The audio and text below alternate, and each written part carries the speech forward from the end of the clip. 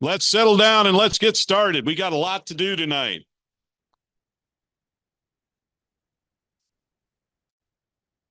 Okay, Jerry, it's time to settle down. Come on, everyone. Hush, hush, hush, hush, hush, hush, hush, hush. All right. Welcome to the July edition of the McKinney Amateur Radio Club meeting. I'm Dave Piekarski, K5EEN. I'll be presiding over this meeting tonight. I pledge allegiance to the flag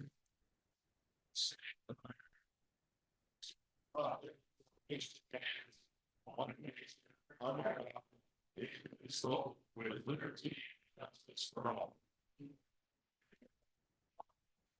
All right, so we'll start by welcoming to welcome all of our club members and guests. Do we have any guests in the room tonight? Yes, Jeff. Oh, we've seen you before here, but yeah. Well, do that. Any other guests to here this evening? Anybody get a new call sign? Did have an announcement here. I mentioned this in my column, in my president's letter, in the newsletter, but I know the newsletter didn't get out till just recently. So we have one of our own members. I wish Dick were here tonight, but Dick Price, who is longtime club member and is our liaison to the town of Fairview. Dick Price was honored here this past month in that they named Fire Station number 1 in Fairview in honor of Dick Price, because Dick Price was chief of the Fairview Fire Department for a number of years. So, yeah, it was a volunteer fire department at that time. Yeah. So, to me, this is a true demonstration of the volunteer nature of our club and our members. You know, that's part of the reason why the amateur radio service exists, is to provide this ready-based pool of technology savvy radio people that can help when needed. And guess what? That tends to spill over into other parts of our lives as well. And Dick is a key example of that. So this is just an awesome thing. And Sid, you said you went to the ceremony? Yeah, he does the volunteer fire department stuff just for fun. And the way it was interesting, the way he got involved in it was when they first moved to Fairview, in the, I'm gonna say in the late 80s, when Fairview was still small, and that was where most of this was still fields. He just happened to be, he'd already had some training. He's got a double E and working for MCI, but he also took all of the training for firefighting because he was interested in it. And he was driving by a fire or saw some smoke, and he said, like volunteer firemen, any of the are, it's like a moth to it. It just, you got to go. I mean, that's it. All right. You can't help it. Car just goes that way. Pulled up there and asked the guy, said, "Hey, what you doing?" And the guy said, "Who are you?" And he got to telling him, he said, "Well, don't just stand there, help me." He goes, "Okay, you want the scuba?" Gave him all the correct terminology for all this. The guy goes, "We need to talk." So next thing you know, they're having meetings at his house, and he helped organize the first, really put together the fire department and put it all together. They had bake sales to do it. Even while employed with MCI up until 2010 or 20, whatever it was, he answered an average of 300 calls a year out as a volunteer fire department. His wife will tell you about the story about he was overseas sometime. She got the call. She went out and helped wrangle up some cattle off of 75 up here. So, I mean, and both of them have served on city council in Fairview, in addition to doing all this. So you talk about a spirit of service. I mean, and it was just amazing to find out all of this. And I apologize. We tried to get an article put together for this newsletter, And it just didn't happen. We didn't make contact with Dick in time to do that. So we'll have a more in-depth article and tell you more about it, because it definitely needs to be brought up and stuff. So great thing. Thanks, Dave. Thank you.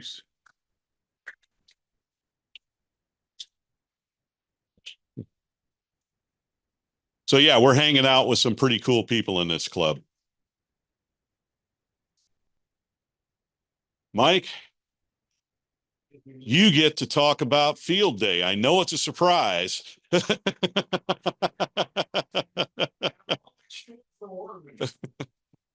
you go. Thank you, sir.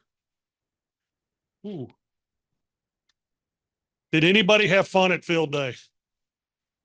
What an awesome field day this year. It was just a great. Just look at these. Let's see, where is it? Look at those people right there. I mean, they've already put up 3 towers and they're still smiling, right? Yeah. What a great picture. What a great picture. So Larry gets there early. He gets there before everybody. I don't think he sleeps. Gets there, puts up the pavilion, puts up the flag. Thank you, Larry, for bringing the flag every year like you do, and starts getting things ready. So the sun's coming up. That means it's time to get the antennas set up. There's Dave. Dave with his trailer and all the stuff, all the antennas. Thanks, Dave. Thanks for doing that, bringing that stuff out, because without you, we'd have to strap them to the top of my CRV or something like that to get them there. And then the antenna building begins. Look at the crew jumping in there. Some of y'all old hands at building antennas. Some of y'all just jumped in and hadn't done it before. But before we knew it, 1 tower's up, 2 towers up, all 3 towers are up. And we had plenty of help. That was good. That was really good. Plenty of help for setup and plenty of help for teardown, which made things safer and easier. Tom's sitting there testing, making sure everything's good, including our new 40-meter antenna, which worked out really, really well. Tim's showing his wife, yes, that's an antenna. He's not here tonight, so. But there it goes. It's going up. Well, not in this picture, but it is going up. So there we go. All 3 antennas up there. Awesome. And then it came time to start building out the inside. Well, for some of us, some of y'all were feeding yourselves with some good breakfast tacos made by Lance and Kerry. So they kept us well fed. Nobody went away hungry that I know of, and nobody turned down anything. So it was all good. Got our banner up, started getting the inside ready, getting everything hooked up. You know, for a wireless club, there's a lot of wires involved, but yep, got it up and out of the way so the tripping hazards weren't there. All good. Then the fire department came just because we wanted them to visit. Roy got that set up. So we had a good visit from Truck 9, the nearby. I think they're on the fire station up here on Lake Forest. And they stayed for quite a while and visited. I think they enjoyed the visit, getting out of the firehouse and talking with us. That was a good deal. And then 1 o'clock rolled around and it was time to operate. And operate we did. Good gosh, from 1 o'clock on, all 3 stations were in play, all up until about 2:30 in the morning. We had 3 stations going. From about 2:30 to 5:30, it was 1 station. There was not one period of time in there where W5 MRC was not on the air. So we had full coverage for the whole time we were there, from the time we went on the air till the time we went off the air. I was looking at the ADA file. There's not one 30-minute period where there's not at least a bunch of QSOs in there. So we did well. No radio sitting idle. Bunch of folks working, some of them making some CW QSOs. So we no big goose egg for CW this year. Thank goodness. Yes. James Frank came in and worked some, and our own Robert and Larry worked some and got them in there. And that's not easy. So thank y'all for doing that. But here's something I saw throughout the whole thing was smiles. People were smiling. People were having a good time. It was hot. It was out there in the open. We'd been working, but people had a lot of fun and had just big smiles everywhere. Even that guy down on the bottom, he's smiling. And then the Wright Lewis, in the back, getting a little last minute studying in there before he passed his extra exam. Good job. The VE crew did their job. There's Larry and the others grading the papers and the test, and y'all saw the results of that. This month's testing came from field day, so that was good. But yeah, Lewis, you did well.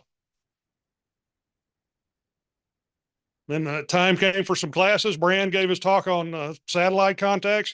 There wasn't a good window for satellites till the Sunday morning, but we got that done. Then Tim Vallis gave his class on toroid winding and little soldering tips there. I know Jerry enjoyed the soldering tips on figuring some out. So that was good. A good hands-on class, both of them.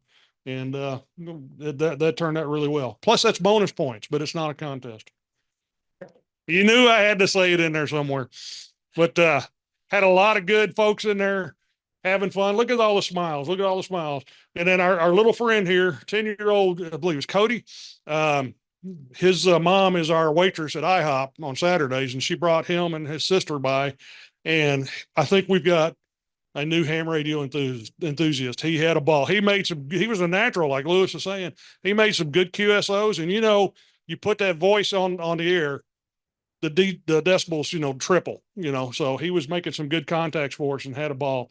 And we had some other friends show up. Lance and Kiri keeping us fed, David hanging close to the food. He did bring some baked beans that were awesome though. They were absolutely amazing. So they were great. Smiles all around. Just a good time. Brand's a little tired there from being a machine, but he still got a smile on his face. He was. There you go. Little Linus walked over there, put them headphones on, and he was helping Dad. He was keeping track of them QSOs. So, and he did really good. It was a lot of fun. Yes, sir. Okay. Good. That's great that he's keeping that up. That's awesome. That is, thanks, David. That's good to hear. Continued on operations into the night. Lewis, I'm sure you recognize these folks in the back. Yeah. And they just had a lot of fun, got them in a little extra time on the radio. They went away with smiles. Operations continued into the night. That's Larry over here. And that's Frank. James Frank came in and got us some CW contacts. I was just kind of sitting there by myself, lonely, and all of a sudden out of the darkness, he appeared, which it'll wake you up in a hurry. But Eric's been on Discord recently. I can't remember his call sign. He was over on the 40-meter station banging out some QSOs over there. So that was awesome. So a view of the software, we hit every single section in the United States and all but I think 2 in Canada and several DX entities. But the sun's coming up. We're still banging out them QSOs. Sid's over there working FT8 on 40 meters, just having a good time. And that satellite, the opportunity for that satellite contact came up. I believe it was between taking down Tower 2 and Tower 3. So we got that satellite contact in there and it was awesome. It was just as clear a contact as you could imagine. I think we shared the audio or the video on Discord. I couldn't put it in here. It's kind of big, but a great contact. And it was a bonus point. Yeah, I know it's not a contest. So we got 58 CW contacts, which is a lot more than 0. Awesome. Yeah, it's all-time record that I know of. Yeah. Yeah, it's not, but for the last 3 years that I've been doing this, it's a record. 265 digitals, FT4 and FT8, 1,001 sideband. They made me wait. I was ready to take everything down and hang on. We're almost at 1,000. So we hit 1,001 and that satellite contact. Breaks down 182 on 40 meter. That's using our new antenna, which I think it worked out really well. Those of y'all that use 40 meters, what'd you think? Anybody in here? Sounded great. Yeah. When 40 meters came up at night, yeah, 15 meters died and it was time to get on 40. And I think it worked out really well. And we tried it on, on CW digital and sideband. So I know it may need a little bit more tuning, maybe work on that next year, just a smidge, but I think we're pretty close to that sweet spot. 20 meters, bread and butter, 655 QSOs, 46 CW, 509, almost half of our sidebands or more than half, and 100 digital. 15 meters, when it was good, and then it died. but 378, and all of our 10 meters was digital. I was working digital on the infed, and then we realized that the 10-meter beams weren't being used. So we drug the coax over, plugged it in, and the volume just went up exponentially. It was just crazy. So it was quite a bit of difference. Made a believer out of me on that. So we were able to do real good. And the satellite QSO. Again, all 71 US sections. So on the back of your green t-shirt, you can check them all off. 11 DX entities. So at that, technically Alaska, Hawaii, Virgin Islands counts as DX. So I'm talking other than those, the DX entities, some couple of German ones, and it was all three modes too. It wasn't all just FT8 or anything like that. There were several DX on sideband, several on CW. So that worked out really well. We got bonus points for the emergency power operating on the generator in a public location. And we had a lot of people just stop by. Hey, what are y'all doing? What is this? This is cool. I saw the antennas up. I saw the banner out front. So that was good. At the public information table, we had the fire department visit, the educational activities, had youth participation. It was really good. I counted 6 that actually got on the air and made QSOs. 5 of them were licensed, like Ezra. And so we got that, and young Cody had a safety officer. I had social media, the satellite QSOs, and got 50 points for submitting it by web. So our submission's in. I've got a copy of it if anybody wants to see it. Our pending score is like 4,448, which I think we were about 3,200 last year. So it's a little bit, it's not a contest, I know, but we keep score. We got members that worked at home. Cliff made a bunch of FT8 contacts. That was a lot of time in the chair in front of the computer. Yeah, 304. Lee Young, the CW contacts. Roger Ziesler was working, and then Robert Keister was doing some CW over there. And then Louis Soto was telling me he did some FT8 also. He's going to submit. So we've got all those submitted in. What the ARRL does is if you submit it with the association of a club, once they crunch all the numbers and they published everything in December, they'll add them in, work their magic to add them in. What did we do good this year?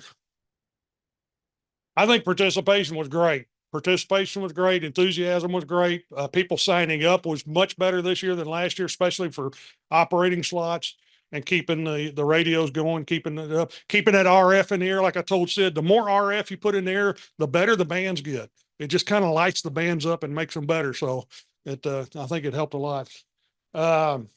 Anything else? What did we do good that y'all recognize? Anybody got any comments on that? Yeah. Yeah, that was great. In the back, yes, sir. It worked out really well. Yeah. I think it made most all the 189 contacts on 40 meters were all on that new antenna. And it seemed to work really, really well. Hey, Cliff, what we noticed was that last year, 7% of our QSOs were on 40 meters. This year, 14% were on 40 meters. So can't make an absolute cause and effect correlation, but it feels pretty strong. Yeah. Yeah. They were using an infed last year, and we couldn't own a frequency last year. We couldn't call CQ and own the frequency. This year we own the frequency. So having it up on the tower and the dipole, we called CQ and became the hunted, and that made quite a bit of difference. What do we need to change? There's a couple things. Somebody had a boo-boo and we needed a Band-Aid and we couldn't find a first aid kit. So we need to make sure we got a first aid kit next year. And fire extinguishers. I'm pretty sure we had one out there somewhere. I just didn't know where it was. So we need to make sure we got fire extinguishers out there, especially with the generator. Anybody else got any suggestions for changes? Yes, sir.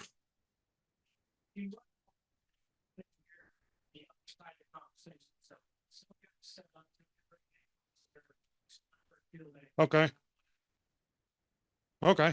I think, well, with the little splitters that we got, there's extra modules in there. So maybe, yeah. So maybe next year we'll encourage people to bring their own headphones and plug in. That'd be great. Yeah.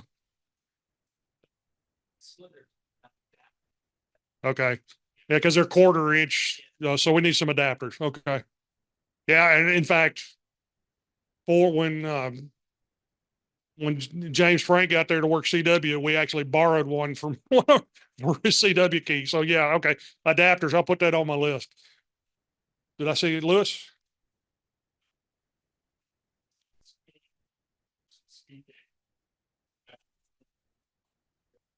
I mean, being able to hear the, okay. Like the person in the club talking. So we'd have to turn the monitor function on if those radios have a monitor function, so it repeats it in the ear. Can't do that on the Kenwoods. Feedback would be off. Okay. Yeah. Yeah. Okay. I know on my IC 7300 and my other one we do that. John. Yeah. And we didn't have, and I never put that on the sign up deal, like I said, and then maybe just have somebody who's a visitor ambassador, which we've had in the past, and we didn't do that. Kind of tried to push it a little more toward operations, but we did have a lot of visitors this year too. So more than I expected, which was nice. Had 67 people sign in, 24 visitors, and some of those we had a guy from India, an operator from India, came in with his call sign, and he spent quite a lot of time. So that was a lot of fun, and several visitors that were members of other clubs, and then just a bunch. I think we had 27 club members that actually logged on the computer that they made QSOs, which I think it was 22 last year. So we came up a little bit there.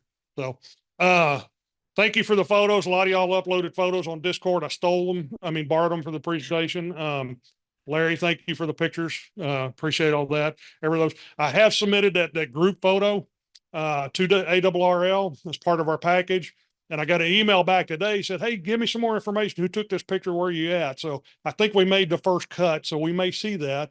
They in December they do their big field day wrap up. So hopefully we'll see that again. So. But there's some folks that helped that made my life a lot easier, and I got a little something for them real quick. Some of y'all are here, some of y'all are not.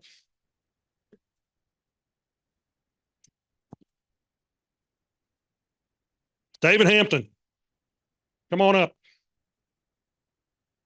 Got a little thank you mug. Yeah, it's a little small coffee or maybe a little whiskey mug. But you could put that on your belt. There you go. Thanks for getting our stuff to us. It takes a village. That's to raise right. a child, It does. but it takes a village to raise antennas too. Yep. It does. We had quite a village. All right, Sid. Sid's a guy that got me into this. He talked me into doing this a couple of years ago, and he's my mentor. Stays up there, keeps me going, keeps me talking. I got one. I got me one too. So, all right, Lance Chapman. He's not here, but Lance kept us fed. So thanks, Lance. We'll give this to him. Somebody else who kept us fed. This one's special. This one's Kiri's. Kiri Calder, come on up. This one smells like burnt bacon. Thanks, Kiri. Good job.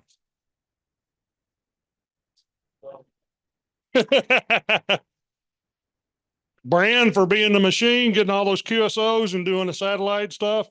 Got one for him. Tom, come on up, sir.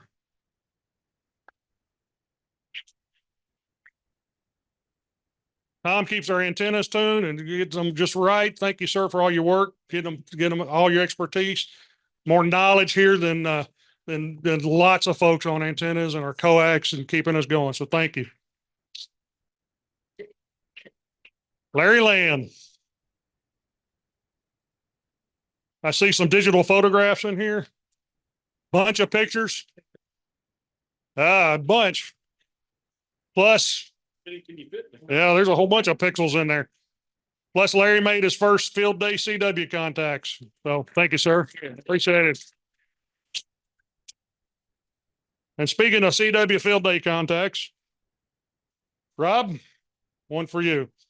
Getting on there and making all them bits and dots. Thank you, sir. Plus, he controls the money, so he's grabbing me a check right now.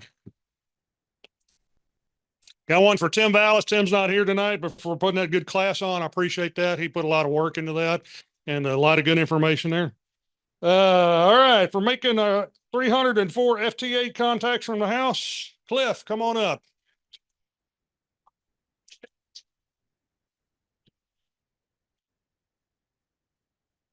That's a lot of BIC button chair time there making those contacts. Thank you so much. Be good for cognac. There you go. And Luis Soto. Mentoring them young people. Sitting down, getting that young man on the air, getting him excited. Thank you so much. You were a natural and he was a natural at that. Thank you so much. All right. I had a good time. I hope y'all did too. I think you did. You can look at the pictures and see that. Y'all want to do it again? Yeah. Rob's going to talk about July 20th coming up, and we've changed. He's changed from Ray Roberts to Lake Cooper Lake State Park. I'll let you talk about that more. The club or the board has suggested in September 21st, the Texas QSO party, which is an annual event, third weekend of September, where people try to contact stations in Texas and try to get all the counties in Texas. So, of course, we're Collin County. It's been suggested we go back up to Irwin Park, set up, maybe not put the towers up, but bring our own radios, put some antennas up. It's a daytime deal. It's both Saturday and Sunday. So we're talking about Saturday, and the operation time is from 9 in the morning to 9 in the evening. It's not an overnighter type deal. So I've already got the Hilltop Pavilion reserved, and yeah, so we'll pull more details in on that as it gets closer. So put that on your calendar, September 21st, back to Hilltop. All right. And look at them smiling faces. Isn't it great? Back to you, sir. Thanks, Dave. Thank you, man. No.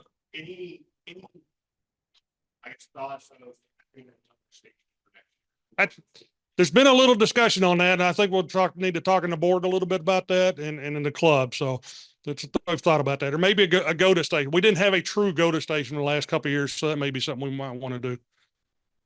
Kerry? Yes, we won.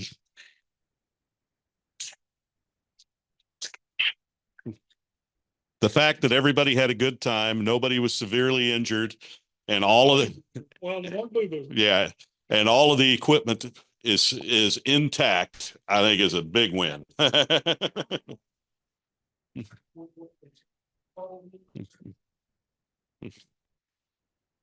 All right. I'm going to let Robert talk about the potluck POTA that's coming up. All right. Thank you, guys. And thank you, Mike. Mike's a hard act to follow here, but if you like field day, you will like potluck POTA. Just a show of hands, how many have not done Parks on the Air? Okay, so that's quite a number of you. Parks on the Air, you just have to sign up on their website to become registered. I think you send them your FCC license. I cannot remember exactly what the sign up process is, but it's very quick. And POTA parks are designated parks throughout the world. A lot of them are state parks. There are some other ones, like Eisenhower Birthplace. I don't know if that's really a state park, but it is an area. And there's a lot of parks. So we were originally going to have this at Ray Roberts, but Ray Roberts is still recovering from the storm a month, 6 weeks, maybe 2 months ago. And so we've received an email yesterday on this, so we had to call an audible. So we're going to Cooper Lake State Park on July 20th.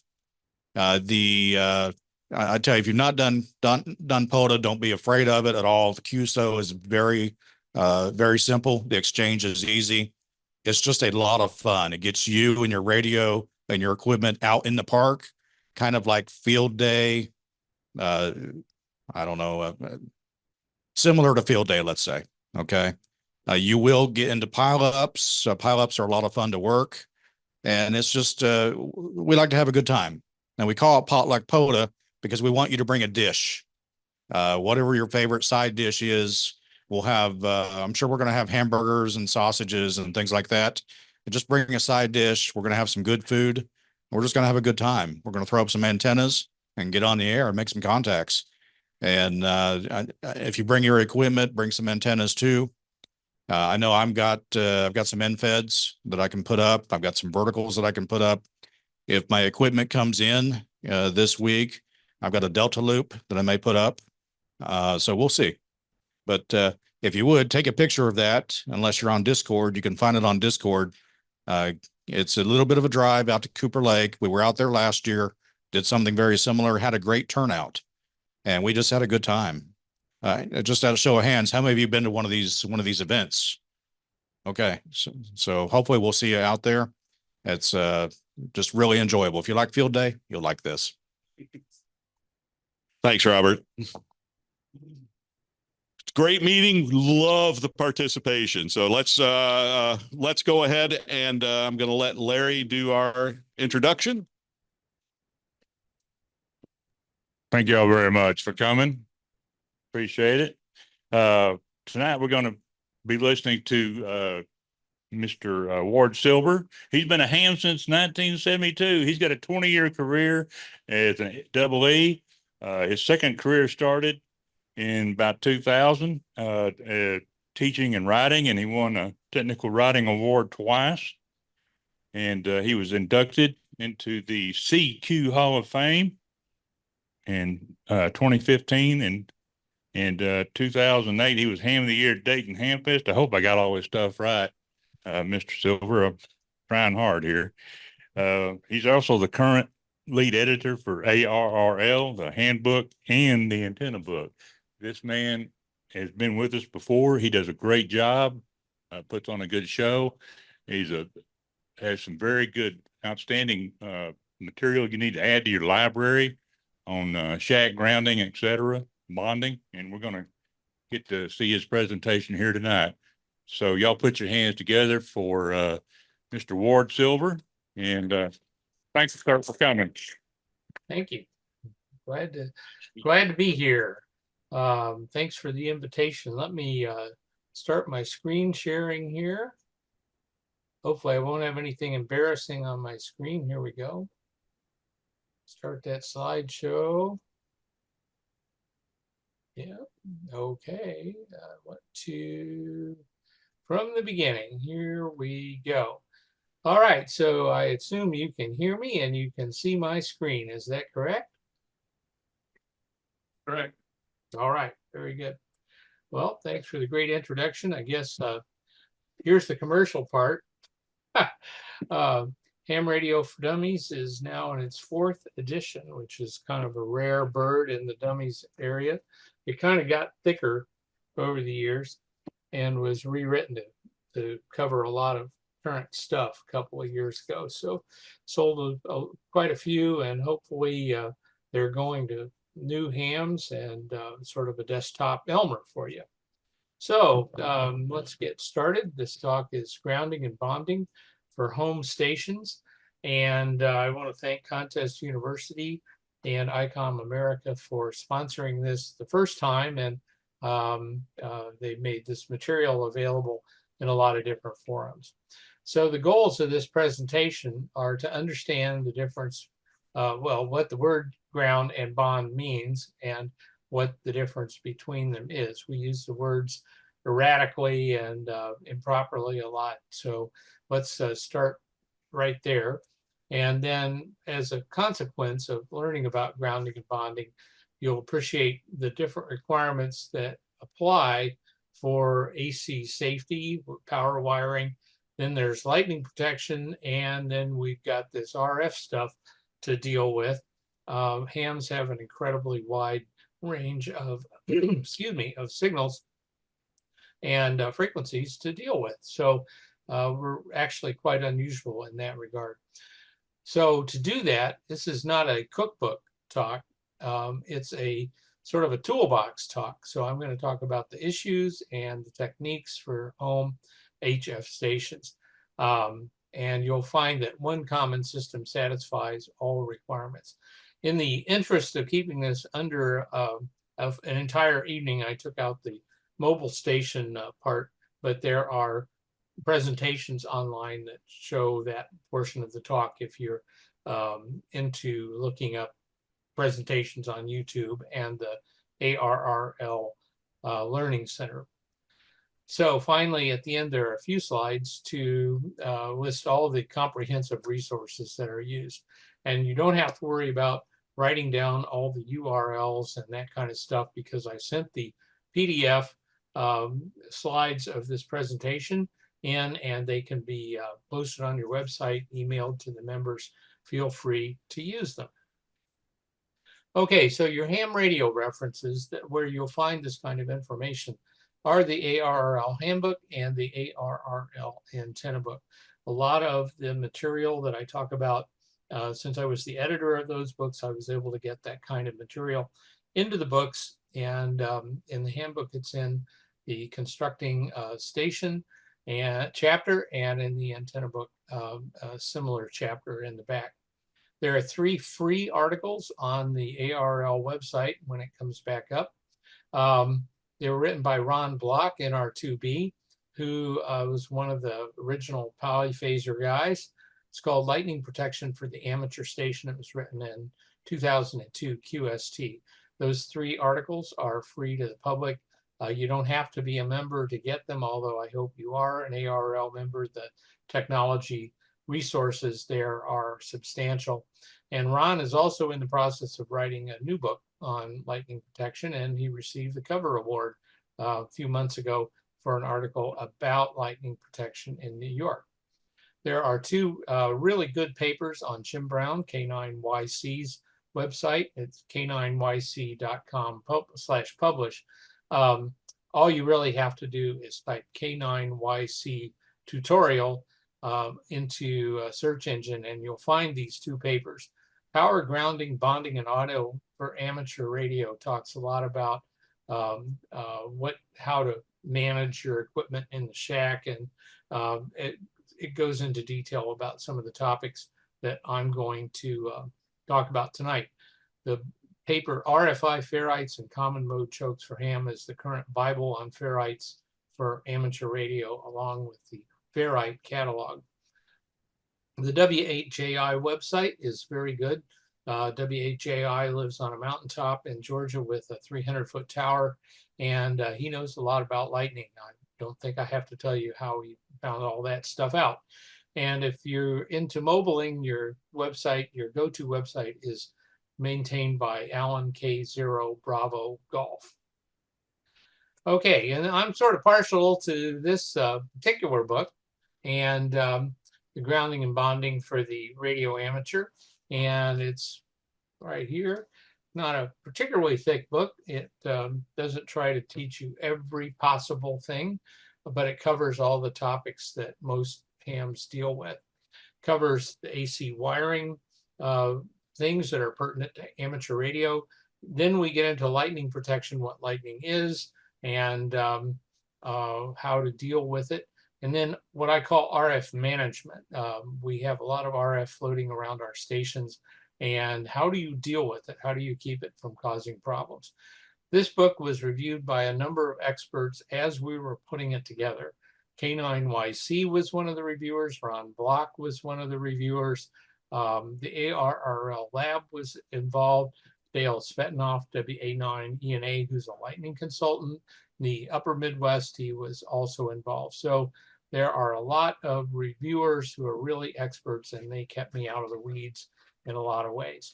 So I'll reiterate, it's a book of examples and discussions. It's a toolbox for grounding and bonding. What is ground anyway? And it's a funny word. It has different meanings. It can be a thing. It can be a noun, an earth connection for AC or lightning, or it can just be a local reference potential in a circuit. So we talk about ground. Airplane, they talk about ground, but it's not connected to the earth. No, I've never seen a plane dragging a chain anyway.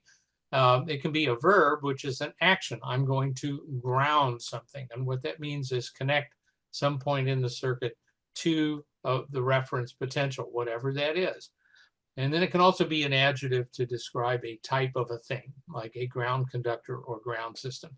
So this word is wildly overused, and it's very easy to use it improperly or use it in a way that it's not understood. You hear people talking to each other and using sentences like, I'm grounding the chassis to ground with a ground wire. And all three of those instances of the word mean different things. So you have to be careful. The British have decided that if they're going to talk about connecting something to the earth, they're going to call it earthing as opposed to grounding. So that's a possible way to address this. But here in America, we use the word ground in a lot of different ways, and you just have to be careful. A couple of ground myths. First of all, the earth is not some kind of a magic 0 voltage infinite sink into which lightning and RF just get connected and they just go in there and they disappear. And it's the same for a vehicle body. It doesn't work that way. The earth has resistance, it has inductance, it has capacitance. It's kind of an electric circuit on their own. So don't think you can just put in a ground rod and everything is suddenly magically at 0 volts for all frequencies. Doesn't work that way. There are some fuzzy definitions. The term RF ground is used an awful lot, and there really ain't no such thing, okay? It's only a local reference potential or voltage at one range of frequencies. That's it. It doesn't create an RF 0 volt potential or construction or piece of metal or anything like that that gives you 0 volts across a wide frequency range. It's only for one narrow batch of frequencies. So you have to watch out when you're using that term. I tell people not to use it because it gives the wrong idea.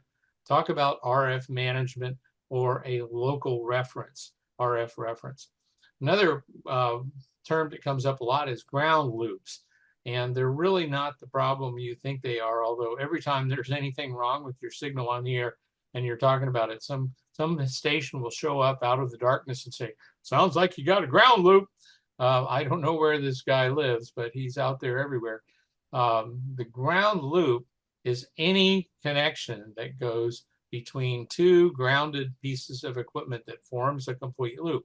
And you cannot get rid of these in your ham station. If you go back, and even a small ham station, you look at the back of it, there may be dozens of continuous paths, continuous electrical paths around cables between different pieces of equipment and accessories and all this kind of stuff. In a big station, there can be hundreds. You're never going to get rid of them. The term really came out of the audio and AC power fields and doesn't make a lot of sense once you start getting up into the RF region. So watch out when you use that term. Single point ground. Well, single point, what that means is electrically small. That means very short in terms of a wavelength. Now, at 60 hertz, the wavelength is like 50 million meters or something. So something can be electrically small at 60 hertz and still be the size of a football stadium. But when you get up to 20 meters and 6 meters and 2 meters and microwaves, single point starts to get smaller and smaller and smaller. You're talking about something that's 1/20th or 1/50th of a wavelength long at the high frequencies. It can be pretty small indeed. The whole point is to create some kind of connection that is small enough electrically so that the voltage is consistent. Whatever that voltage is, it's consistent across that entire piece of conducting metal. And so you have to understand what frequency you're talking about, AC, lightning, RF, whatever, when you talk about single point ground, and we'll talk more about that later. So each set of these requirements, AC, lightning protection, and RF, they use the word ground differently. So you have to be careful. And when somebody says ground or create a ground or ground this conductor, whatever, you got to ask them what they mean. Okay, let's jump over to bonding. Bonding is, if you look it up, it's just a connection intended to keep 2 points, A and B, at the same voltage. That's it. That's all it means, is connecting 2 points together so they stay at the same voltage. Now, the good thing about bonding stuff in your station is that when there is some kind of a surge or RF isn't flowing around in your station or something like that, everything goes up and down together because it's bonded together. So they're at the same voltage, whatever that is. If it's a low voltage or high voltage, they go up and down together. And that prevents current from flowing between these 2 points. Current flows because of voltage differences. If you minimize the voltage difference and everything is at the same voltage, then you also minimize current flow. When you bond stuff together and you connect it to the safety ground, that prevents shock hazards from different voltages in the station. If you have an insulation failure or short circuit, you do not want power voltages on the closures of your equipment. Even the ones that aren't powered can still have dangerous voltages on them if they're not grounded. So you're going to bond everything together and connect it to the safety ground. And lightning surges, they are pulses. They're very short pulses. And so what happens a lot of the time is if you don't have good bonding, then point A, zoop, it goes up real fast and comes back down. And then later it gets over to point B and that goes up and down. So when these transients are occurring, these 2 points are at very different voltages. They can be kilovolts, even a couple of feet apart. So that's where the destruction comes from in lightning. And when you bond these things together, then you start to minimize those voltage differences. So the voltage differences in these surges are small, and the voltage surge is what causes the destruction. It also helps with bonding, also helps with RFI because it limits current between devices caused by RF pickup. So you have an RF signal coming in from your nearby antenna you're transmitting or something, and as we'll talk about later, everything's an antenna. So all this stuff picks up RF, and RF is flowing around on your cables and your power supply and all this kind of stuff. Well, if you bond them together, you minimize that voltage difference. And when you minimize the voltage difference, you minimize current flowing back and forth. And current getting where it should not be is what causes RFI. So by bonding your equipment together and keeping it at the same voltage, you minimize the current that causes RFI. Okay, for bonding to work, it has to be a low impedance. You don't want a lot of ohms of impedance in between point A and point B, because when current flows, it causes a voltage drop, and you don't want a voltage drop. That's why you're bonding. It also has to be electrically short at the frequencies of interest. Once a wire starts getting up to be a 20th of a wavelength, a 10th of a wavelength long, it starts acting like a transmission line, and it starts acting more like an inductor. Once it gets up to a quarter wavelength, it has an infinite impedance. It turns into an open circuit. So you want to keep these conductors electrically short at the frequencies of interest. At low frequencies, maybe a foot or two is okay, but up in VHF, you don't want long conductors doing your bonding. You want short, low impedance connections to do your bonding. Bonding also has to be heavy enough to carry the expected current. If you're bonding stuff together so that if there's a lightning surge and lightning-sized currents in the kiloamps are flowing through this conductor, you want it to carry that current without vaporizing. And I'm sure we've all heard tales of conductors that simply turn into green lightning when they're hit by lightning. So what you want is a conductor that's heavy enough to carry the expected current. That's why building codes talk about such big wires, number 6, number 4, number 2, and so on and so forth. It also has to be sturdy enough to survive the environment mechanically. So if you're going to bury this stuff outside, you're going to drive on it, you're going to forget it's there and hit it with a shovel or the rototiller. Don't ask me how I know that. It has to be sturdy enough that when you put this stuff outside or wherever you're installing it, that it can handle the mechanical stresses of wherever it is, whether it's frost heaves or vehicle traffic or just moving back and forth. It has to be sturdy. That's another reason why building codes specify such big conductors. Inside your station, use solid strap. 20 gauge strap is the standard. It's usually copper. You can also use aluminum, or you can use heavy wire. Number 14 is really good. Number 12, this is a perfect application for all that Romex cable scrap that you could not bear to throw away. And it's in a box in your garage or your basement. I know it is because there's some in mine. And this is perfect. Just save these scraps and you can use them as your bonding and grounding conductors. If you have to move the equipment around, you can use that flat weave tinned braid. It's the silver colored stuff with all the little individual pieces of the braid woven together. That's okay, but you have to protect the braid from moisture and from chemicals. Moisture and chemicals, when they get into those little tiny connections between those little tiny wires, they start making the braid into a noise source, and it's not very good at RF. It might be great that first week, but the minute it starts getting wet and dirty, it starts to degrade.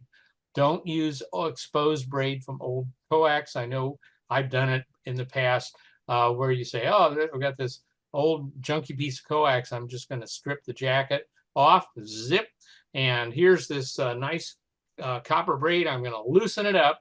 That's the first problem. I'm going to loosen it up and pull out the center conductor. And now I've got this great ground strip, right? No, it doesn't, because the minute you take that jacket off, all those little connections, the jacket is there to protect them and hold them together. And so what happens is the minute you take that jacket off, they loosen up so the connection is not held securely. And what gets to it? Oxygen and water. And those are the arch enemies of good electrical connections. So don't use this stuff as exposed. If you want to use your old coax as a ground conductor, and there's plenty of reasons to do that, leave the jacket on it. And then just create a pigtail at each end and treat it as a BAW. That's short for big ass wire. You've just got a nice big wire. Use that, but don't expose the braid. If you do your bonding properly with good, short, heavy conductors, it works in your favor for all three: AC safety, lightning protection, and RF management. You don't have to build three different systems. Build one system correctly and it'll work across a wide spectrum of applications. Let's talk about AC safety grounding for a minute. It has several names depending on where you are in the country and how old your electrician is. The current official designation for a ground conductor is the equipment ground. And if you go to the reference text, that's what it will be called. Sometimes it's also called third wire ground or green wire ground. And that's what's in the power cords and your branch circuit power outlets. The important thing for ground connections for AC safety is that they be low resistance. Obviously, they're not very long electrically because this is 60 hertz, but the conductor has to be heavy enough to carry all of the short circuit or hazard current so that it will trip the protective device in the branch circuit, whether that's a fuse or a circuit breaker, and remove power from the circuit. That's the whole point. It's to protect you and it's to protect against fire. It provides a path back to your AC common point, which is inside the service entry box for fault current like shorts, even leakage current. As stuff gets old, it starts to have leakage current paths. You want that current to go back to the common point and not through you. All these earth connections at the service entrances and the power poles act to stabilize the AC power system, the whole grid system voltage during a fault or transient. When there's a phase fault or there's an accident and a power pole is knocked down or something like that, or it gets hit by lightning, all those connections, even if they're not all that great, they help keep the power system voltage that goes out on all the distribution lines within reason, so it doesn't all suddenly go to very high voltages, things like that. That's all that AC safety grounding does. It protects you against faults, and it helps stabilize the power system voltage. Now, I know we're licensed ham radio operators, and so we know absolutely everything there is to know about electricity. But please, if you're not sure what you're doing, and I know we can all pretty much wire a branch circuit, something like that. I did it the other day, and I'm still alive. Okay.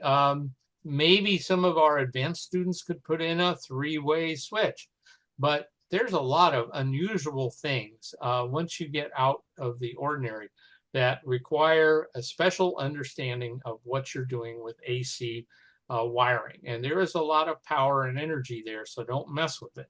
So the thing to do is to get a book like this one. That's the 7th edition on the screen. I've got my own 6th edition. They're about $20, and you can get them online. You can get them at your big box hardware store. They're a really good deal, and they show you and tell you how to do all these interesting and unusual things that you're not familiar with. They'll tell you how to ground, what not to ground, how to connect things together. And if you really want to know what the code is, then you can go get one of these. And this is the NEC handbook. This is really big. The National Electrical Code. I hope you can read that. I don't know if it's backwards. The actual National Electrical Code is a very small book, teeny weeny thing. It's about that thick. And what it is a list of rules, but there's no guidelines, there's no pictures, there's no rationale. That's what's in here. This book is at your library, and you can go get it. Any recent edition will suffice for basic home wiring and ham radio stations. So get this. You can copy the appropriate sections of it, or you can get a copy online. I think I paid $35 for this, and it's a 2014 edition. It's just fine for what I need to do. You don't need the latest and greatest unless you're an electrician. In particular, follow the special rules for sub-panels and outbuildings. A lot of us like to have a sub-panel in our station or in our garage, or maybe we put the station in the garage or in an outbuilding or something. Please, please, please read and understand and follow those rules, particularly if it's a concrete floor. People are electrocuted every year because they create a ground difference from improper wiring. That concrete is really conductive, and if you walk around in bare feet, or you just even touch it and you touch something that's electrified, you become the ground path. And so follow the rules for special sub panels in your house and in outbuildings. Once you're done, if it's at all complicated, hire a pro electrician to come over and do the work, or inspect your work. Either way, you want somebody that knows what they're doing to come over and say, that looks great, or, oh dear, you really don't want to do this, because it can save your bacon. And remember, the authority having jurisdiction, whatever it is, your county, your city, your municipality, the local code is the law. Now, yeah, it's kind of a pain in the neck sometimes, and sometimes it seems like it's more for electrician employment than anything else, but it's really there to save building fires. The NEC was originally written and is still maintained today by the National Fire Protection Agency, and that will tell you exactly why it's necessary. It's to protect your life and property. Okay, let's jump over to lightning protection. Okay, lightning comes from way up there, 50,000 feet, 30,000 feet. You can't steer it. There's too much energy in it. By the time lightning energy gets to your station or your house or whatever, do you really think you can change its mind in those last 10 feet? No, it's going to go where it wants to go. But you can help Mr. Lightning make good decisions, okay? It's going to go where it wants to, so help it decide that where it wants to go is where you want it to go, that creates the least amount of damage and stress to your equipment. What does Mr. Lightning want? It wants a heavy direct path to the earth so it can dissipate the imbalance of charge in the ground. That's what it wants. It doesn't want to destroy your television set. It'll happily go through your television set in order to get to the ground. But what it wants to do is dissipate that charge out into the earth. So give it that path. Because lightning is a pulse event, leading edge is very sharp, kiloamps per microsecond. It has very high current at the peak, thousands of amps. What you want is a very heavy path that has low inductance, because inductance creates voltage because of the rate of change of current. The voltage across an inductor is equal to the inductance times the rate of change in amperes per second. And if you're talking about something in thousands of amps per microsecond, it does not take very much inductance to create a lot of voltage.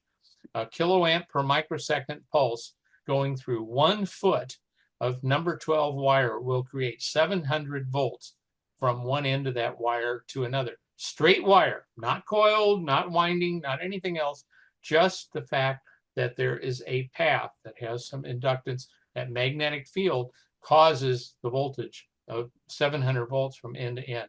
So you want the minimum amount of inductance in your connections. AC safety, we talked about low resistance. Lightning protection, you want low inductance. All of these paths that you create for lightning to get to the earth have to be outside the building, outside your residence. Don't make it easy for lightning to go through your station or your house on the way to the earth. Don't put grounding conductors in a crawl space, run them through your basement or an attic or a wall or anything else. They need to go directly outside by the quickest, lowest ductance path that you've got. So the lightning, when it comes in, it gets to the earth outside your house. Let's talk about single point ground panels for a minute. It's called an SPGP. That's kind of catchy. And basically, these are usually the points where your feed lines come into the house. So you create a single point ground panel.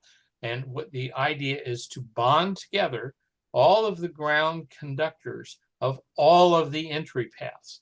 That means your feed lines, your rotator control lines, your phone lines, your satellite TV, all this stuff, and your AC power, they all have to be bonded together outside the house.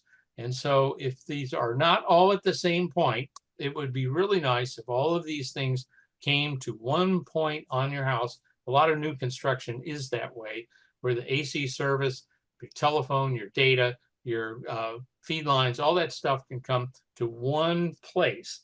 That makes it easy to create a single point ground panel.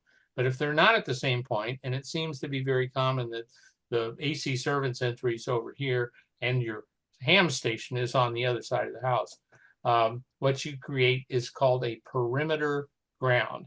And that is basically a buried heavy conductor with ground rods every so often in the dirt outside your house. And so you connect your single point ground panel to that perimeter ground. The idea is to create a protective ground ring around your house as much as possible. Maybe you can't go all the way around the house because of a driveway or a patio or something. Go as far as you can, bury the conductor in the ground, and put in a ground rod every so often, about twice the length of the ground rod. Get an 8-foot ground rod every 16 feet. The idea is that you mount all of your protectors, all of your lightning arresters, your voltage clamps, all this kind of stuff. You mount them on the same panel right there together so that all of your protectors fire from the lightning surge at the same time. You don't want a situation where the lightning protection on this circuit fires at this time, and then on another circuit it fires later, and then on another circuit that protector fires even a different time. What that creates is a series of big voltage differences. When you've got this surge at 10 kilovolts, well, it's 10 kilovolts with respect to everything else. Even if later the another protector might surge to 10 kilovolts and fire. You don't want these destructive voltage differences. So you want all of your protectors to fire at the same time. Keep everything going up and down together. Even if it goes up, you want as little voltage between them as possible. Okay, the protectors include your non-RF and AC power. It means a big surge protector for your AC branch circuit that runs your station, your data cables, your TV service, all this kind of stuff.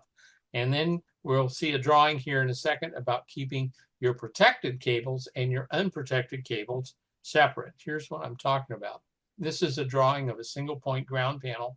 It's typically just a big piece of metal mounted in a hole on the side of your house, maybe replacing a basement window about that size. It can be mounted in an electrical box outside of your house.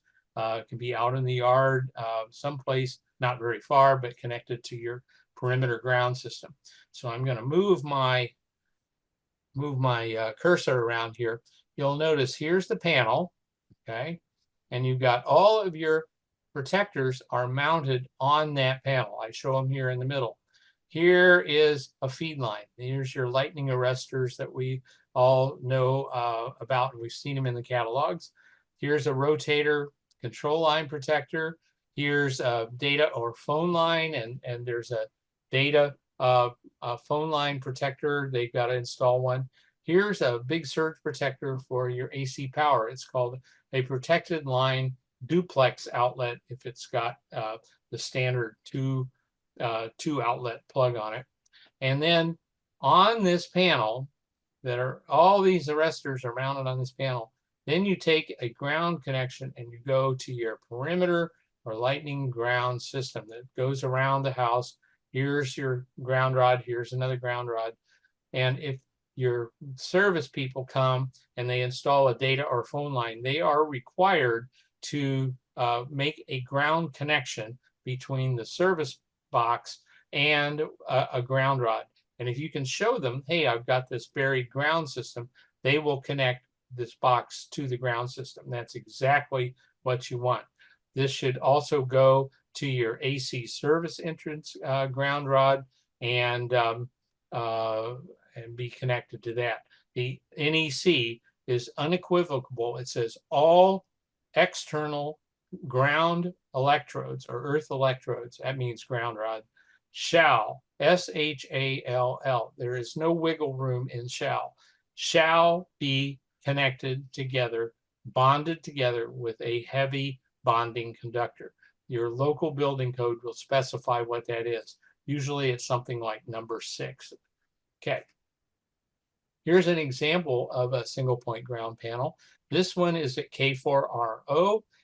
Kirk lives on a hilltop west of Nashville, and for a long time, whenever the lightning storms came, he would lose one piece of equipment or another, and he finally got tired of that, and so he created a big aluminum panel, and this is in his understory garage. He's got a drive-in garage with the house on top of it. So his station is right above this. All of the coaxial cables go up through the floor to his station. Here's his ground wire that goes outside to his perimeter ground system. And what he mounted on this was every piece of equipment or accessory that's associated with the antenna system that he had. That includes filters, switches, matching stuff. All these things, they're all mounted on this single piece of metal, which is then connected to the ground system. And since he installed this some years ago, he's lost exactly 0 pieces of equipment. Here's an example at my station. This is at the base of a tower. I have a 3-tower station on a fairly high spot. Lightning comes to visit all the time. And this is inside of a surplus fiberglass electrical box that I got from eBay. And so I took some aluminum flashing, that's all it takes, mounted it on a piece of plywood, attached it to the inside of the box. Inside this box is a remote coax switch. This is a MFJ RCS4L. The L means it has a gas discharge tube on each one of these connections. You can see my input hard line and my output for each antenna. Here's the ground wire right here. It goes from the frame of this switch down to a ground rod. And then here are the wires, and you can see this is my rotator control line right here. Each control line, these little blue things, are gas discharge tubes. They're 75-volt gas discharge tubes. That's the smallest one you can get. And now I'm going to save you some serious money.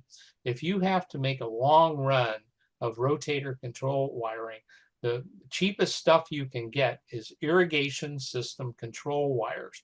What I got was a big spool of 10 conductor number 18 irrigation control wire off of eBay. And you can see it right here. It's heavy duty, it's PVC, it's rated for direct burial. What you do is combine 2 pairs of that number 18. You remember you have 10 wires, so 2 pairs are buddied up and they make the number 16 that's heavy for your rotator brake control system. And the rest are the number 18 right here. So 10, take 2 pairs and make heavy wires, and then you've got 6 left, and that's exactly what you need. Save the special, fancy, expensive rotator control cable for going up the tower or inside your station. Outside, you can use this other stuff. It's way cheaper. Okay, let's talk some more about lightning protection. We talked about bonding all earth connections together. This is what a perimeter ground system looks like. Here's your ground rod, here's another one, here's another one, here's another one. Maybe you've got an antenna mounted on your house. The NEC specifies that it has to have a ground rod. TV system, phone, your electrical panel. All this stuff is connected together, okay, with heavy duty wire that is bonded from ground rod to ground rod, and it's buried in the earth. And so that's a perimeter ground, and that's what you want. Don't create these low impedance paths through your station. If you do not have the perimeter ground system, I'm going to go back one. If you don't have this wire bonding these things together, and each system has its own ground rod. Here's your AC power, telephone, TV, antenna. Okay, what are those ground rods connected together with? They're connected together with dirt. What is the resistance of dirt? Dirt is a lot more resistive than wire, okay? If you measure the resistance between a couple of points, 8 feet, 10 feet, 20 feet apart in dirt, it's going to be somewhere between 10, 50, or 100 ohms, something like that. What happens if 1,000 amps of lightning surge current flows through that dirt? And that's not an outrageously large current surge from lightning. Well, I times R, so 1,000 times 10 is 10 kilovolts, 20 kilovolts, 100 kilovolts, just from the current flowing through the dirt. And if you don't have these things bonded together, that's the voltage that you have between your TV and your phone and your TV and your AC wiring and all this other stuff. And that's what blows up stuff in your house, is having these different ground rods outside that are not bonded together. And second, I have Miss Electra here, and she's really interested in what I have to say, but she really likes to chase that cursor sometimes on the screen. Okay, so don't create a low impedance path through your station. Here's your tower outside. Here's your antenna on it, and here's the lightning. Maybe it doesn't even hit your tower directly. It just hits nearby, and the magnetic field is enough to create a big surge that comes down that tower. And here comes your feed line. Okay, feed line comes over here. Oh, you got this really nice entry panel, and it's even connected to an external ground rod. Oh, okay, great. Well, lightning it's like any other current, it will divide according to the impedance of the available path. So while some of it may go this way, some of it's going to go this way too. It's going to follow your cables into your station, go through your radios, through your AC branch panel, back to this ground rod over here. Well, and that's why your radio doesn't work after it gets hit by lightning, because all that lightning had a path through your house over to this other ground rod. Here's what you want, okay? You want an external perimeter ground system with all of those ground rods bonded together, okay? Here's your feed lines, your single point ground panel with all of the protectors, and they're all connected to this perimeter ground system. And you do not plug your radio into an unprotected AC outlet. Yeah, you've got to run this AC power surge protector all the way out here to the panel, and then you run your power strip back to your radios, okay? So everything that your radios are connected to is protected. And Mr. Lightning comes in, say he comes in on power line, he'll come in, he'll go down the ground rod at the AC service entry and down into your perimeter ground, and it'll flow along the unprotected line until it gets to this surge protector, and then it'll go, okay, I'll go down here. This is the way to protect your system. As long as you're building a tower outside, perhaps, we've all seen this in the handbook. You've got your standard lattice tower. You've got a nice ground ring around the concrete base, and each leg of the tower has its own connection and ground rod. Okay, that's terrific. As long as you got the guy with the backhoe out there or somebody with a power edger or whatever you're doing, bury some heavy duty radial wires about 30 feet long connected to this ground ring. That gives more paths for the lightning to get out into the earth without coming anywhere near your station, okay? Give the lightning what it wants, a heavy direct path to the earth. Bond your feed lines to the tower every 50 feet. Remember, I told you about that 1 foot of number 12 wire that gets 700 volts across it from a lightning strike. Well, your tower, if it gets hit by lightning, just from its inductance, can have 100,000 volts between the top and the bottom in 50 or 60 feet. It doesn't even have to be a very big tower.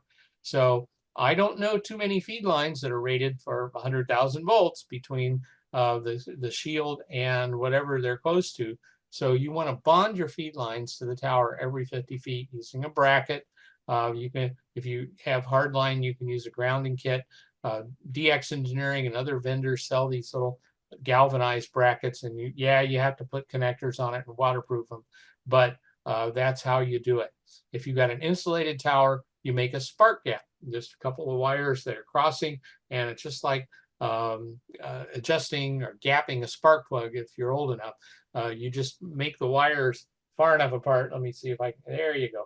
You just move them far apart until they're a few millimeters apart so that they arc over at a couple of thousand volts. And then that takes care of giving the lightning a path. Okay, RF management. Everything in your station is part of the antenna system. It is an antenna. All of this stuff, the antenna, the feed lines, the SBGP, all of your jumpers, all of your microphone cables, your PC, the protected power line, the power supply, everything, it's all in the near field of your antennas. For example, you've got a 40-meter dipole up in your backyard. What's the wavelength of 40 meters? Trick question. It's 40 meters. It's 120 something feet. If your dipole is less than, say, a couple of 100 feet from your station, you're in the near field of your antenna. Everything in your station will pick up 40-meter activity from your antenna. So you've got to treat it all as carrying RF current. So forget about that all band RF ground. There is no such thing, okay? 160 meters is going to act one way, 20 meters is another, 6 meters, 2 meters on up. They're all different.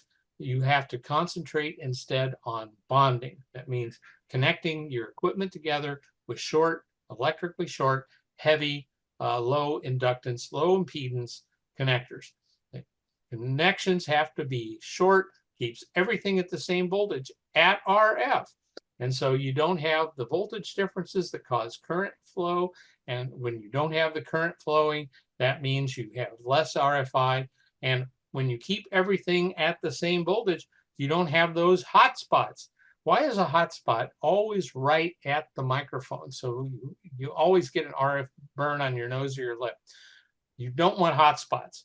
And when you bond stuff together, the hot spots go away. If you have an amplifier that creates high RF field strength, not only are you going to meet the neighbors, but you're going to have to pay extra attention to bonding in your station because that puts extra stress on the bonding conductor. And you want maybe to create a common reference plane or bus. We'll talk about that here. We've all seen this picture in the handbook for decades, where usually it's some kind of RF copper pipe that's back behind your equipment, and you connect your equipment to this copper pipe with ground wires. Okay, that's pretty good. That's called a bonding bus. And then from that copper pipe, you need a heavy strap to your single point grounding panel. When you connect stuff to the bonding bus, use acorn ground clamps or something that is designed to connect round metal conductors to wires. Okay, don't use hose clamps. They're not made for that. They will loosen up. You can use sheet metal screws and terminals, but make sure it's a secure connection. And everything needs to be connected, including stuff that doesn't even have power on it, because that can be a hazardous voltage in case of a shock or a fault or a lightning surge. So we bond it all together. Even better, you can create what's called a reference plane, and you just simply put a strip of metal, a wide strip of metal, house flashing, aluminum or copper house flashing underneath all your equipment, or use a metal desk. The idea is to create one big bonding conductor that is underneath all of your equipment, and then you can connect the equipment to it with really short and direct connectors. It solves so many problems. When you have all these connectors and cables in the back, what causes a pickup is a continuous loop. Okay, and the area of that loop, the more area you have, the more current will be induced in that loop, the more voltage that is picked up by that loop. So you want to minimize your loop area and cable length. And I know it's hard to buy really, really short cables. So you buy the shortest ones you can, and then you coil them up. And it was pointed out to me that if you coil them in a figure 8, then that tends to minimize the inductance as opposed to coiling them up like we usually do. Use the bonding bus and the reference plane as shown here. You keep your cables together. You bunch them all up. What that does is it minimizes the area of any ground loop. This is a ground loop right here. This one, to this one, to this one, to this, that's a ground loop. You can't do anything about that. Here's a ground loop. Goes down here, comes back here, comes back here. That's a ground loop. You've got to connect your equipment together. So minimize the area of those loops. Always use shielded cable, even for USB, even for power if you can stand it. Use shielded cables and connect the shields to this bonding structure, whatever you've got. And when you are connecting with cable, don't use a really long wire. Use the minimum length you can get away with, short straps or wires. Here's an example of a reference plane. This is a basic Costco plastic table, and I took some aluminum flashing, 1 foot wide, and I simply unrolled it on top of this poor defenseless table and drilled holes into it with sheet metal screws every so often, and that holds it down. And then I put my bonding bus on top of it. Since this picture was taken, I started using those big ground bars that you buy for your circuit breaker box. They come in 4s and 5s and 9s and 18s and 27 positions, and they're made exactly for this. Screw that down to the reference plane using toothed lock washers, and it's made, your wires will go right into it. Got a nice little screw on it. It doesn't loosen up. And lay all of your cables on this reference plane. That keeps them on a continuous surface that has a minimum amount of voltage from end to end. And so the capacitance of those cables to this reference plane works in your favor to keep that voltage difference down. So let's review what we just went over, the ground system. A single solid ground system made of short, heavy, direct connections. It satisfies all of the requirements for AC safety, lightning protection, RF management, and it helps clean up your audio too, which is very important. Not only if you use a speech mode, but if you use a digital mode where you're pumping low-level audio into a microphone input. You can clearly see people on the air on the waterfall displays that have hum or distortion, and this ground system with good bonding helps clean that up. You've got to bond all your ground connections outside your shack, your station, your house, whatever you want to call it. That's a shall. It's not optional. You have to do it because otherwise you're relying on the resistance of dirt. You want to keep all of your protectors together on that single point ground panel so that they all fire at the same time and everybody's voltage goes up and down together, minimizing destructive voltage differences. And the perimeter ground outside the house keeps the lightning where it wants to be, outside, outside, outside, to get to the earth. So heavy, direct paths to the earth with a perimeter ground around your station or your house helps protect and encourage Mr. Lightning to do the right thing. For the interested reader, and this is on the PDF slides, here are the professional associations and companies that generate this information. Mike Holt Enterprises is particularly good because it's a training site for electricians. It has lots and lots of tutorials that everyone can understand. And Polyphaser has been purchased by another company, but it's still out there and has a lot of white papers and tutorials, including some for ham stations, because the founders of Polyphaser were amateurs and they understood the challenges we face. For the really interested reader, here's the standards. This one is available widely online, Motorola R56. It's generally aimed at communication sites for low VHF and up, but you can look at it. You don't have Motorola's budget, but you can look at it and go, okay, I see what they're doing. I think I could do something like that at my station using the stuff that I've got. So that's why you look at these standards. The FAA has a good standard. The IEEE has a good standard. Another really good standard is Mill Handbook 419A. And that talks about HF communication sites and shows a lot of these things I've been talking about and how to set up a tower and perimeter ground system. There's some good books out there. Ron Block, the guy that reviewed my book, wrote The Grounds for Lightning and EMP, and he's writing a new book, so watch for that one. K.A. Rand is another Polyphaser book on lightning protection and grounding solutions. And then the ARL Technical Information Service. If you've never poked around in there, once that comes back online, they have a great electrical safety page that's open to the public, and same for grounding and lightning protection. All good stuff. That's a good expenditure of your dues money. So thanks very much. I have time for some questions. If you'd like to have some questions, I may need a relay from somebody locally, but I can try to answer questions or at least direct you to where you can find an answer.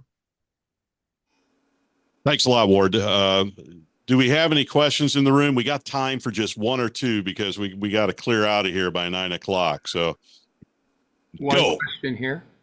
Lewis. Question? Yeah, can't hear you. Go ahead. Yeah, I noticed on some of the diagrams, the ground wires that went to the bus had a right angle or close to it. Do you recommend doing that? Well, if you go to a commercial site, what you will see is the ground wire going to a bus, and it will curve kind of if you were talking about the direction the lightning wants to flow. Most of the time, that's not within scope for amateurs. We just don't have the space or the money to do that. A short direct connection to a ground system is about as good as you can get. So I'll tell people, yeah, if you go to a commercial site, you'll see it done that way, but it's expensive It takes extra materials. If you can just get a perimeter ground system outside your house and make a good short direct connection to it, you're miles ahead of most stations. Hope that answers your question. Great, thanks. Okay, and Ward, we had a question here in the room. The question was for folks that live in an HOA and end up putting their antenna, say, in their attic or whatnot, Uh-huh. when they want to run. Okay, he's ready. The antenna is on the exterior of the roof, but he wants to run his grounding connection through the attic. Is that smart? Nope. But it's not something that you often have a choice when you're restricted like that. It's really asking for it. So what you need to do, if at all possible, is create a surreptitious ground connection at ground level. Run your feed lines down through a gutter, some kind of disguise, whatever, I don't know.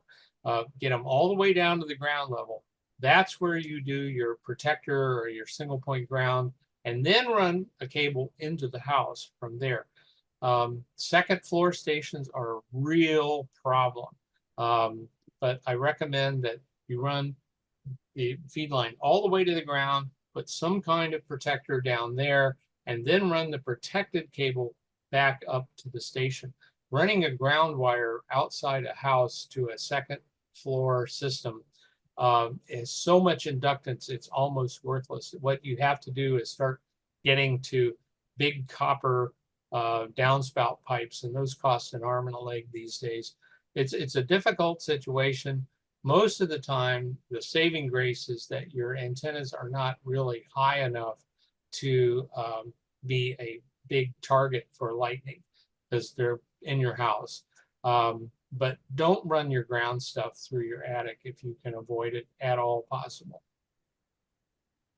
All right, thanks, Ward. And I'm sorry, guys. It's getting way late. We are going to have to cut the questions off just so we can get out of here in time for the staff to be able to clean after us. So, Ward, thank you so much. It was very informative as usual, and we can't thank you enough for spending the time with us. Okay, I'm glad you guys got a lot out of it, and we'll see you again sometime. Maybe I'll visit the Dallas area. 73.